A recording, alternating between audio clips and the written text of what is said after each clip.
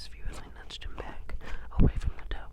His eyebrows knitted together in a frown as he allowed me to push him back, still craning his neck to try and see. The young still needed to learn a few ways of the wolves. Their curiosity was at times charming, and at times led to dramatic situations. I would protect him for as long as I could, but he would have to learn to kill one day, whether it be another wolf or simply to get a meal. I didn't know. Marcos, do as the alpha tells you to. The elder lady, Kaiko, hissed at him. Kaiko held Eastern lineage, slightly tan skin and straight black hair, similar to her wolf's fur. I could tell she was a beautiful woman in her younger years, but the heavy weight of stress and loss had taken its toll on her. She'd been on the run from her previous alpha until I came upon her one day.